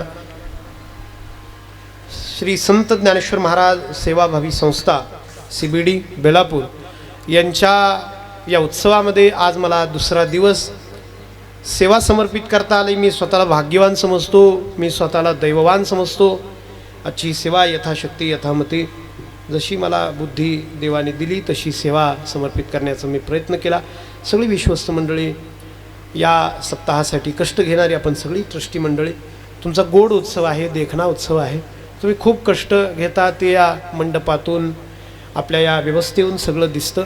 तुमच्या कष्टाला मी सलाम करतो, तुमच्या आयोजनाला मी खूप खूप धन्यवाद देतो. तुमच्या प्रभू कार्याला विश्वस्तांच्या मी खूप खूप शुभेच्छा देतो. आपण सगळ्या भाविकांना मी नमस्कार करतो, जेहरी करतो, कारण आपलं तन मन धनाचं सहकार्य या उत्सवाला आहे. आमची सगळी गायनाचार्य मंडळी, या निमित्ताने आदरणीय हरिभक्तीपरायण श्री नितीनजी महाराज गोडसे हे उपस्थित झाले. गोड कीर्तनकार आहेत, आपल्याला ते परिचित आहे. त्यांची सगळी ही विद्यार्थी मंडळी या निमित्ताने आता पुढील 6 दिवस या ठिकाणी सेवा करणार आहे आणि आपल्या सप्ताहाचा, कीर्तनाचा, हरिपाठाचा आनंद द्विगुणित होणार आहे, वाढणार आहे. म्हणून या पोरांना, माझ्या सगळ्या मित्रांना मी धन्यवाद देतो. त्यांनी गोड सेवा केली. 2 सूचना, 1 मिनिट तुमचा मी घेणार आहे आणि शिल्लक आहे माझ्या हक्काचं आहे. बरोबर 59 झालेत. पंढरपूरमध्ये देहूकर वाड्यामध्ये 30 मे ते 6 जून या काळामध्ये अखंड हरिनाम उत्सव ज्ञानेश्वरी पारायणाचं आयोजन आम्ही केलेलं आहे. भव्य असा सप्ताह आहे. 1000 लोक पारायणाला बसणार आहेत. 1000 लोकांची नोंदणी झालेली आहे. 11 धर्मशाळा त्यासाठी आम्ही राहण्यासाठी केलेल्या आहेत. तुम्हा सगळ्यांना मी त्या उत्सवाचं निमंत्रण देतो. पंढरपूरसारखं क्षेत्र, अधिक महिना आणि पांडुरंगाच्या मंदिरापासून 1 मिनिट लागतो देहूकर वाडा, तिथं हा उत्सव होणार आहे. 1च मिनिट लागतो पांडुरंगाच्या मंदिर. 8 दिवस दर्शन होईल. नक्की या, सुट्ट्यांचा काळ आहे, नक्की या, परिवारासहित या. तुम्हा सगळ्यांना निमंत्रण देतो. अधिक मास आहे. परत एकदा तारीख सांगतो, 30 मेला प्रारंभ आहे, 6 जूनला काल आहे, 5 जूनला मोठी शोभायात्रा आहे. आम्ही प्रशासनाकडे परवानगी मागितली होती, आजच त्यांनी परवानगीचं पत्र मला पडलं, मेसेज, परवानगी मिळालेली आहे. 5 जूनला मोठा पंढरपुरातून 10,000 लोकांची शोभायात्रा आपण काढणार आहोत. तुम्ही सगळे या. तुम्हा सगळ्यांना ज्ञानेश्वरी आणू नका, ज्ञानेश्वरी तिथे ग्रंथ मिळणार आहे.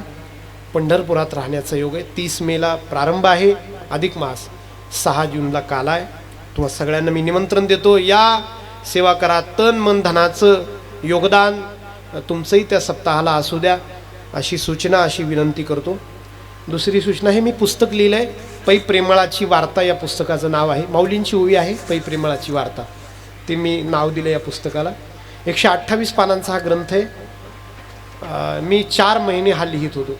आषाढी ते कार्तिकी चातुर्मासात मी कीर्तनं घेतली नव्हती.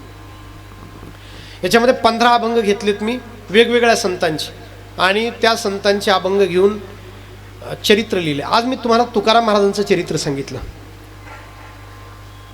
तसे प्रत्येक संताचं चरित्र आहे. आपण म्हणतो चोखा महाराज. कोण चोखा महाराज? त्यांच्या पत्नीचं नाव काय? सोयराबाई. त्यांच्या मुलाचं नाव काय? कर्ममेळा. त्यांच्या बहिणीचं नाव काय? निर्मळा. त्यांच्या मेहुणाचं नाव बंका. सगळ्यांचे अभंग आहेत वारकरी संप्रदायामध्ये, घरातल्या सगळ्यांचे. त्यांच्या घरी देव येऊन जेवला आणि त्या चोखा महाराजांनी अभंग लिहिला, विठोबा पाहुणा आला आमुचे घरा. तो अभंग मी घेतला आणि चोखा महाराजांचं चरित्र लिहिलं. 7 पानात. नामदेवरायांचा अभंग घेतला, त्यांचं चरित्र लिहिलं. एकनाथ महाराजांचा हरिपाठातला अभंग घेतला, हरी बोला, त्यांचं चरित्र लिहिलं. असे 15 वेगवेगळ्या संतांचे चरित्र 128 पाण्यामध्ये लिहिलेत मी. एक संप्रदायाला आपली जी श्रोतृ मंडळी आहेत त्यांना संत कळावे. आपण म्हणतो सावता महाराज. कोण सावता महाराज? काय केलं त्यांनी? तर एक अभंग आहे, आमुची माळी याची जात. आमुची माळी आहे, तो अभंग मी घेतला आणि सावता महाराजांचं चरित्र लिहिलं. असा हा ग्रंथ तयार झाला आहे. सगळ्यांनी न्या. तो छापायला मला 190 रुपये खर्च आला. मी तो 200 रुपयाला विकतो. 10 रुपये तुमचे माझ्याकडे येतात, ते आश्रमाला वापरतो. माझा आश्रम आहे, नितीन महाराजांना माहिती आहे. मुलं शिकवतो मी. शनिवारी रविवारी पोरं येतात, संस्था नाही पण शनिवार रविवारी येतात आणि उन्हाळ्यात 1 महिन्याचं शिबिर असतं. त्यांच्यासाठी ते तुमचे 10 रुपये मी वापरत असतो. बायबल पेपर 150 वर्ष या पेपरला लाईफ आहे. तो 190 रुपयाला मला छापून आला. तो मी 200 रुपये सेवा म्हणून. माझ्या मनात असं होतं, बघ खरं काहीतरी सेवा घडावी एक. त्या भावनेने मी हा ग्रंथ केला. 200 रुपये त्याची किंमत आहे. सगळ्यांनी न्या. तुम्हाला वाचायला, आईवडिलांना वाचायला, मुला लेकरांना वाचायला. चांगलं पुस्तक घरात असू द्या. अशी एक श्यामची आई पुस्तक आहे साने गुरुजींचं, नक्की आणा, नक्की पोरांना वाचायला द्या. चांगली पुस्तक. आपण म्हणतो पोरं काही इकडं आकर्षित होत नाही. आपण जर त्यांना नाहीच सांगितलं तर कशी काय आकर्षित होईल? त्यांना जर कळालंच नाही की काय संत, काय नामदेवराय, काय ज्ञानोबर आहे, कसं काय कळेल? त्यासाठी आपले ग्रंथ घरात असावे. हा ग्रंथ न्या. पैसे नसतील, सुट्टे नसतील तर इथं शेवटच्या पानावर QR कोड आहे. फोनपे करा, जीपे करा, गुगल पे करा, काय भारत पे करा, पण करा आठवणीने. मला भुर्दंड नका देऊ. मला 190 रुपयाला ते पडलेले. सगळ्यांनी ग्रंथ न्या. विनोदाचा भाग सोडला. तुम्हाला सगळ्यांना जे हरी करतो, सगळ्यांना धन्यवाद देतो मी. ट्रस्टी मंडळीचे परत एकदा आभार मानतो मला या उत्सवामध्ये बोलावल्याबद्दल आणि थांबतो. विठ्ठल जय जय जय विठ्ठल जय हा बोली वेळे वा पुढे होत क्षमा पराध महाराज नाही विचारिला अधिकार म्या बोला क्षमा पराध महाराज हे तुका माने रंगा पाया बेकी करा क्षमा पराध महाराज हे ज्ञानदेव